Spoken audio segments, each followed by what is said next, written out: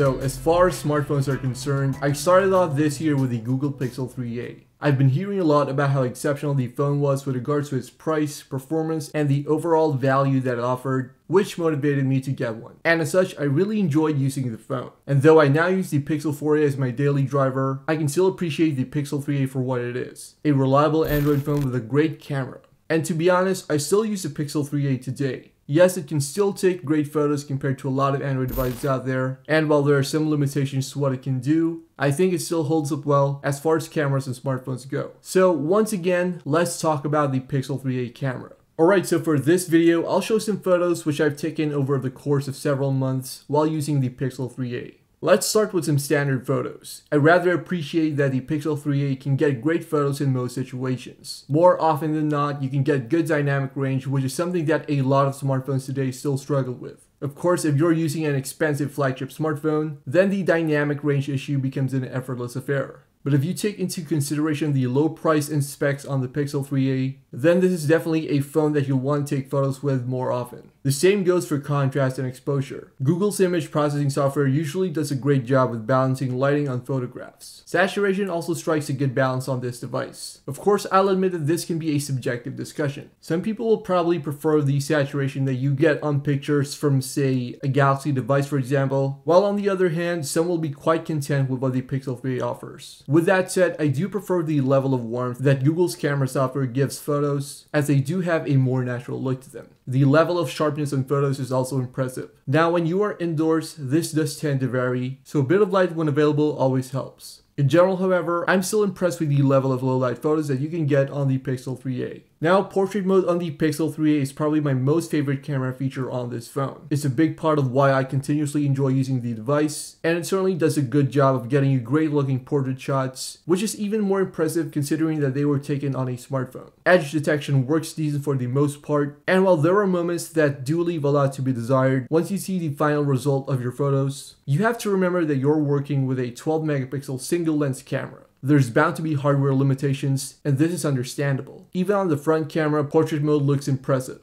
Overall, portrait mode is a joy to use, and the fun of getting good looking shots without much effort never wears off. Next up, let's move on to some indoor shots. Compared to a lot of other smartphone cameras, indoor shots on the Pixel 3a look good. Contrast is decent in general, and photos look a lot better compared to the quality you get on a lot of other similarly priced Android phones. As expected, grain isn't much of an issue here, as the Pixel makes the most of whatever light is available in your surroundings, but there are times when the brightness tends to look off. Overall though, you can get some great indoor shots on this phone. Night sight is rather impressive as well. Now, I'm not saying that this is the perfect feature that'll put all other camera smartphones to shame, but rather it's a welcome addition to the array of software features on the Pixel 3a's camera. Of course, there are some trade-offs, such as dynamic range and the obvious level of brightness to photos, but it still manages to make nighttime scenery look good. Now let's talk about the video quality on this phone. Again, you have to understand the hardware limitations of the Pixel 3a's camera sensor. For the most part, however, video is good. You can shoot clips at 60 frames per second at 1080p resolution or at 4K resolution with a 30 frames per second trade-off. In general, videos look good, and I really find that the video stabilization on this phone is impressive. All of these clips were shot handheld, and I never felt the need to use a gimbal or any other stabilization method when taking videos. Additionally, you get other video features like slow motion and time-lapse modes. Video on the front camera is another story though. Yes, you can still get good stabilization, but the dramatic changes in exposure and contrast do affect images at times. It's things like these which remind you that the Pixel 3a is still first and foremost a mid-range device. Alright, so in closing, yes, I do think that the Pixel 3a is still a great camera phone.